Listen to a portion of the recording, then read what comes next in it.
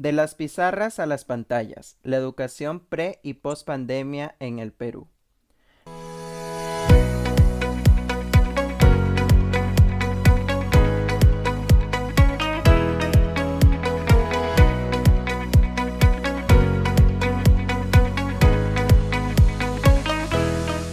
¿Listos para sumergirnos en el tema del día de hoy? Bienvenidos al primer episodio de nuestro podcast. Hoy hablaremos acerca de la educación en el Perú antes y después de la pandemia del COVID-19, un hecho trascendental que nos llevó de las pizarras a las pantallas. Acompáñanos en este viaje por el tiempo y el conocimiento. La educación en el Perú ha enfrentado numerosos desafíos. Algunos persisten hasta el día de hoy. El Perú cuenta con por lo menos 4 aristas para la orientación de la política educativa. El primero es el Objetivo de Desarrollo Sostenible número 4, que plantea garantizar una educación inclusiva, equitativa y de calidad, y promover oportunidades de aprendizaje durante toda la vida, para todos. También contamos con la política número 12, por ejemplo, del Acuerdo Nacional, que nos señala que debemos tener un acceso universal a la educación pública gratuita y de calidad, y promoción y defensa de la cultura y del deporte. También nos ampara la ley número 28044, la que es la Ley General de Educación, que nos da los lineamientos generales de la educación y del sistema educativo peruano, y regula las atribuciones y obligaciones del Estado, así como los derechos y responsabilidades de las personas y la sociedad en su función educadora. Y por último, como cuarto, tenemos el Proyecto Educativo Nacional, que es el marco estratégico para la formulación de las políticas, los planes, programas y proyectos educativos nacionales, regionales y locales. Pero Jefferson, ¿funciona realmente todo eso? Realmente no. Contamos con los instrumentos para la acción política, pero todavía no se logra a cabalidad alcanzar estos logros esperados. Aún no contamos con una educación inclusiva, equitativa y mucho menos de calidad en el Perú. ¿Pero sabes por qué? En los últimos años, el promedio de asignación presupuestal ronda alrededor del 4% del PBI. Es una cifra que no alcanza la propuesta del 6% planteada por diversas instituciones como el Programa de las Naciones Unidas para el Desarrollo o la Organización de las Naciones Unidas para la Educación, la Ciencia y la Cultura, entre otras. Entonces no alcanzamos ni siquiera el 6%. Esa es una realidad preocupante, ¿verdad? El bajo nivel de asignación presupuestal para la educación es un obstáculo importante para alcanzar los estándares de calidad y equidad que se esperan. Si no tenemos los recursos adecuados, no se podrán implementar programas efectivos, mejorar la infraestructura ni proporcionar una educación de calidad para todos. Exacto. Además, ese presupuesto público, te comento, se orienta a los gastos corrientes, que son los sueldos y las contrataciones. Muy poco se designa a las obras de infraestructura. Es más, en las zonas alejadas de la sierra y la selva los estudiantes ni siquiera cuentan con las condiciones adecuadas para estudiar. Se dice que casi el 50% de la infraestructura en las escuelas alrededor del país están afectadas. Entonces, ¿crees que las herramientas que mencioné al principio sirven en realidad?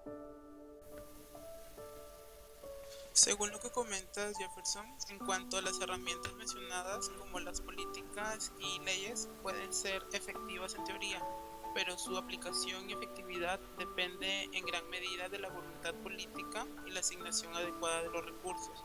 Por eso, es preocupante ver cómo el presupuesto público se destina principalmente a gastos corrientes, ¿no? Dejando poco margen para inversiones en infraestructura, especialmente en áreas remotas, con casi la mitad de la escuela afectada por problemas de infraestructura. Como vemos, es evidente que se necesita hacer un cambio en la forma en la que se asignan los recursos. Exacto, y si hablamos de calidad, estamos muy bajos. Por ejemplo, la última prueba PISA tomada en el 2022 nos reveló que no solo hemos bajado en matemáticas que nos hemos mantenido estable en ciencias y lecturas, sino que también nos confirma un factor importante en los aprendizajes, la desigualdad socioeconómica. ¿A qué te refieres con eso? A que los estudiantes peruanos de zonas urbanas, de escuelas privadas y de un mayor nivel socioeconómico tienen un mayor rendimiento que otros estudiantes en situación de pobreza, de áreas rurales y de colegios públicos.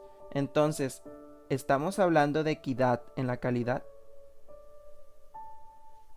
Esa es una pregunta crucial que surge al examinar las disparidades del rendimiento educativo entre diferentes grupos de estudiantes en el Perú.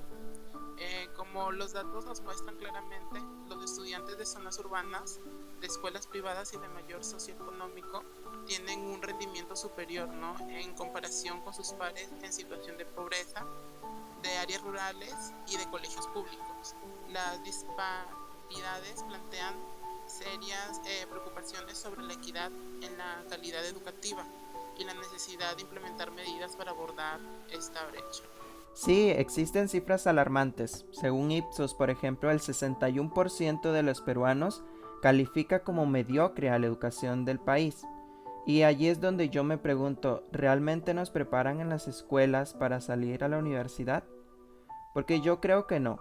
Cuando yo te comento, yo estudié en un colegio privado, pero cuando fui a rendir el examen para ingresar a la Universidad Nacional de Piura, me di cuenta que el nivel que se exigía en esta universidad era aún mayor, y eso que en esta universidad privada la enseñanza era buena.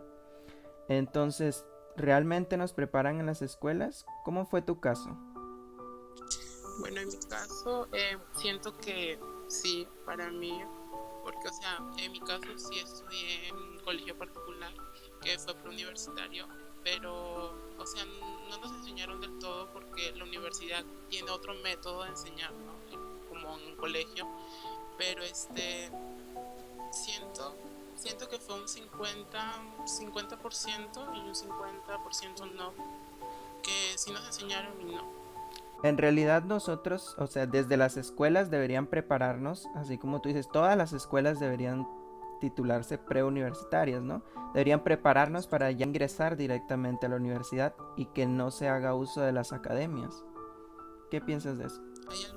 Hay algunas pues que sí te preparan, otros no, pues no. Por ejemplo, en un caso de un nacional, pues no mucho te preparan, que digamos, como particular, que es preuniversitario. Sí. Ahí es donde los nacionales pues acuden a lo que son las academias para prepararse, Bueno, en sí. este caso para poder entrar a la universidad. Bueno, sí. Como hay profesores malos, también hay alumnos malos. Algunos ni se interesan por la investigación. Pero ¿sabes a qué se debe? A que en el Perú no tenemos una tradición científica y tecnológica, y las políticas no priorizan la investigación científica dentro del modelo de desarrollo. Estuve leyendo una publicación que precisaba que la investigación en el ámbito universitario no solo involucraba a los estudiantes, sino también a los docentes. Y lo que me impactó fue que la mayoría de los docentes peruanos no ha publicado en su carrera como docente ningún artículo científico.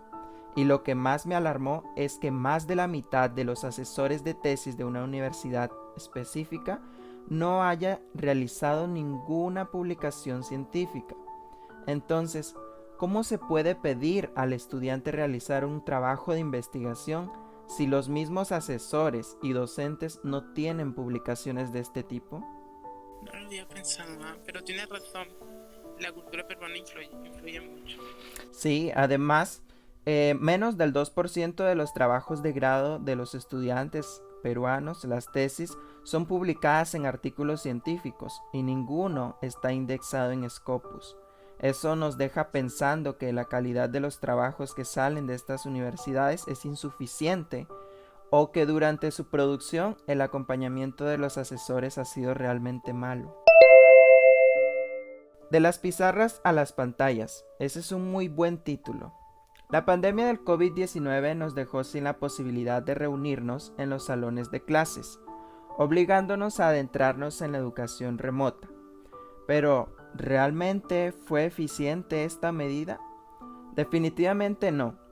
La brecha digital, que implica aspectos como la falta de dispositivos tecnológicos para acceder a las clases, la escasa o incluso nula conexión a Internet y la alfabetización digital, hicieron que esta medida no tuviera buenos resultados. El 55% de docentes no poseía habilidades de uso de tecnologías de la información y la comunicación. La mayoría de los estudiantes carecen de las capacidades y habilidades que ya debería tener en el grado en que se encuentran, según las evidencias que se vieron al regresar a las aulas. En cuanto al uso de las TIC y la IA en la educación peruana, es esencial reconocer su potencial transformador. Sin embargo, su implementación se ve obstaculizada por la brecha digital, ¿no? Y la falta de acceso equitativo a la tecnología. Esto crea disparidades en la calidad educativa entre quienes pueden aprovechar estas herramientas y aquellos que no tienen acceso a ellas. Sí. Hablando de ese tema, hemos llegado al segmento de nuestro podcast denominado Los peruanos responden. En esta oportunidad se entrevistó a uno de los docentes de la Universidad César Vallejo y se le realizó la siguiente pregunta. ¿Qué piensa usted del uso de la inteligencia artificial por parte de los estudiantes universitarios del Perú? Él respondió.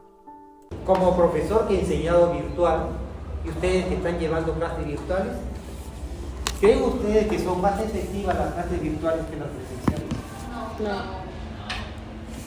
De ninguna manera. Como yo he objetado el programa de formación de adultos. Igual. ¿No? Lo que pasa es que desgraciadamente, chicos, y eso se lo digo, ¿no? Estamos en una era donde se busca ganar y ganar. Y esto lo digo así abiertamente para todas las instituciones. Entonces, dejan de lado la verdadera educación. ¿Por qué? Porque la idea es ganar. ¿Y por qué ha tenido tanto éxito el programa de formación de adultos? Porque en 4 semanas haces lo que regularmente se hace en un ciclo.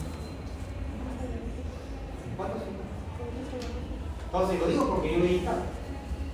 ¿Cómo salen los alumnos? ¿Qué es lo que interesa? ¿Por qué se meten ellos? Porque les piden el cartón para poder continuar en sus trabajos. Por eso ha sido el éxito. Entonces se ven obligados. ¿Cuál es lo más viable para ellos? Estudiar los fines de semana, sábados y domingos, y viernes. Entonces ese ha sido un problema. Entonces se podría afirmar que la educación en el Perú se está... No solamente en el bueno, en la mayoría de países se está tomando más de un tema comercial y se está lucrando con calidad baja. Exactamente, es que eso es lo que está pasando. Yo te lo digo porque escuchaba muchos alumnos de la... Y es más, uno de mis amigos que estudiaba conmigo, yo le decía a él, mira, la calidad en la baja no es como en nuestros tiempos. Y él me decía, no. Al final me terminó dando la razón. Víctor dijo, pues, que si no bajamos nivel, se nos va la gente. Y ese es el problema. ¿Qué es eso? Ahora, ¿por qué virtualmente yo estoy en contra? Porque yo digo virtualmente. ¿Es cierto que es una ventaja la tecnología de información? Sí. Que tú puedes mostrar, dar una conferencia con todo, vía virtual, sí. La pregunta es, ¿estamos preparados nosotros los que vamos para eso? No, ese es el problema. Tú le das a un alemán, le das a un español y sí te lo va a hacer, porque tienen otra mentalidad de investigación y sí te van a prestar atención, no van a copiar. Te lo digo porque mi sobrino estudió en Barcelona, su maestría. Es otra cosa. Mira, en Alemania y de papá, es otra cosa. Porque el europeo, inclusive el americano, sabe, si quiere formarse, tiene que exigirse. Por eso es que esas universidades que yo les dije, Princeton, Oxford, Cambridge, Massachusetts, porque son de primer nivel. Yo les expliqué la cosa. Porque los que van ahí, no es que te van a dar aquí como le queremos dar a nosotros acá, todo graneadito. ¿Por qué criterio te doy eso? Porque tienen que leer, muchachos. Wow, yo creo que el docente tiene razón. Las clases virtuales no fueron muy efectivas. ¿Qué opinas tú, Marco? Bueno, también no, porque las clases presenciales ofrecen una interacción directa entre los estudiantes y profesores, ¿no?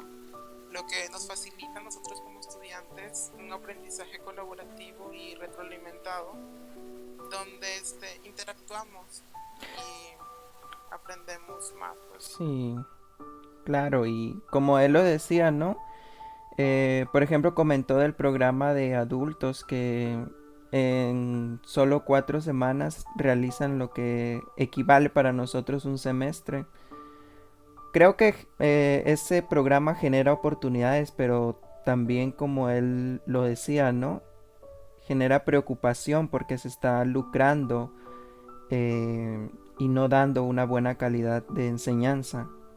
Podemos realizar más actividades, pues, en el aula. Bueno, sigamos con el podcast. Otro de los temas alarmantes en la actualidad es la fuga de talentos ante la incertidumbre política, ya que es un desafío que afecta tanto al sector educativo como a la sociedad en su conjunto. La falta de estabilidad política y económica nos puede desalentar a los profesionales de la educación a quedarse en el país y contribuir al desarrollo de su sistema educativo. Esto puede tener consecuencias negativas a lo largo plazo en la calidad de la educación y en la retención del talento local. Sí, tienes razón. La pandemia fue uno de los responsables de la fuga de talentos ante las tasas altas de desempleo. Algunos peruanos tuvieron que buscar empleo en otros países, ¿no? Y luego que se vino la inestabilidad política con el presidente Pedro Castillo, agravó aún más esa situación. En 2022 se decía que al menos 1 de cada 3 trabajadores estaban buscando empleo fuera del país. Bueno, sí, en cuanto a la brecha entre las carreras profesionales y en el mercado laboral, es fundamental que el sistema educativo peruano esté alineado, pues, no, con las demandas del mercado laboral. Esto requiere una mayor colaboración entre las instituciones educativas y las empresas para que esto garantice a los estudiantes que puedan adquirir las habilidades, pues, y conocimientos necesarios para entrar de manera efectiva en el mercado laboral. Sí, las universidades y las empresas deben generar esas alianzas necesarias para asegurar que los estudiantes ingresen al mercado laboral sin muchas dificultades. Porque, por ejemplo, al buscar prácticas preprofesionales, las empresas exigen un mínimo de meses de experiencia laboral. Pero, ¿cómo obtenemos lo que ellos nos están pidiendo si no se nos da la oportunidad?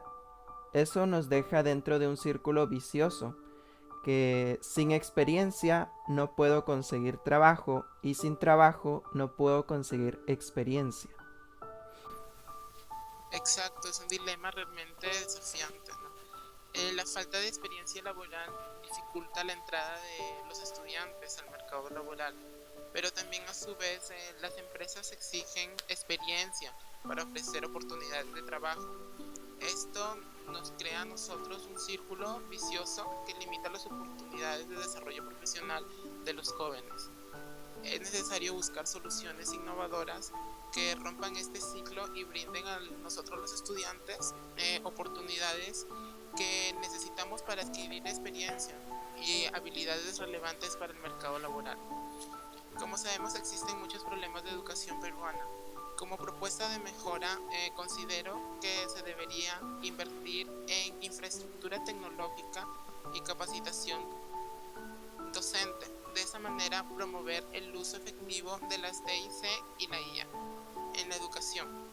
Además, se deben implementar políticas que fomentan la estabilidad política y económica para evitar la fuga de talentos. Por último, es fundamental fortalecer la conexión entre las carreras profesionales y el mercado laboral mediante programas de formación y prácticas laborales que preparen a los estudiantes para las demandas del mundo laboral actual. Definitivamente, necesitamos una reforma en la educación para asegurar una educación de calidad para todos, como decía, con equidad y con calidad. Como saben, hemos llegado al final de nuestro podcast. De conclusión, la educación en el Perú enfrenta desafíos significativos, ¿no?, que van desde la escuela hasta las universidades. Para poder mejorar la calidad y equidad educativa, es crucial invertir en la infraestructura, capacitación docente y en tecnología, así como también promover políticas reales que fomenten la estabilidad política y económica. Solo a través de un enfoque integral y colaborativo podemos garantizar una educación inclusiva y de calidad para los estudiantes peruanos. Muchas gracias por acompañarnos hasta este momento. Todo tiene su final, incluso lo bueno. Hemos llegado al final del episodio de hoy. Hasta una nueva oportunidad, querida audiencia. No olviden dejarnos temas que deseen que tratemos en los próximos episodios. Bye bye.